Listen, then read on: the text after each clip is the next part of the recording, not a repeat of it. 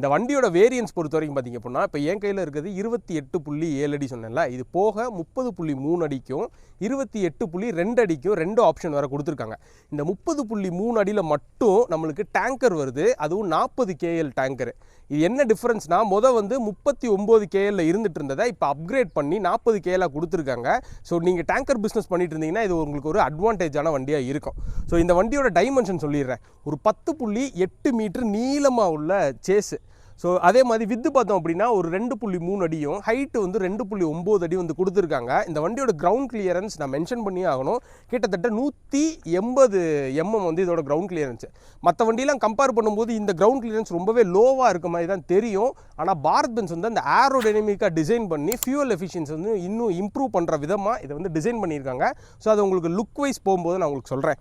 So first வந்து இதோட engine பற்றி பார்த்துருவோம். 6D26 அப்படின்னு சொல்லிட்டு ஒரு இன்ஜின் வந்து கொடுத்துருக்காங்க. இது ப்ரொடியூஸ் பண்ணுற பவர்னு பார்த்தீங்கன்னா ஒரு 306 ஹார்ஸ் பவரும் ஒரு 1200 நியூட்டன் மீட்டர் ஆஃப் டார்க் வந்து ப்ரொடியூஸ் பண்ணுது. இது வந்து ப்ரௌசரில் கொடுத்துட்டாங்க. ஆனால் இந்த இன்ஜின் பேசிக்காக இன்ஜினியரிங் பண்ண காரணம் என்ன அப்படின்னா, லோ எண்டில் அதிகமான பவர் வந்து ப்ரொடியூஸ் பண்ணணும், எந்த ஒரு லேகும் இல்லாமல் ப்ரொடியூஸ் பண்ணணும், அப்போனா தான் ஹெவி வெயிட் வச்சு இழுக்கிறதுக்கு ரொம்ப யூஸ் ஆகும்னு சொல்லிட்டு தான் இந்த இன்ஜின் வந்து பில்ட் பண்ணியிருக்காங்க.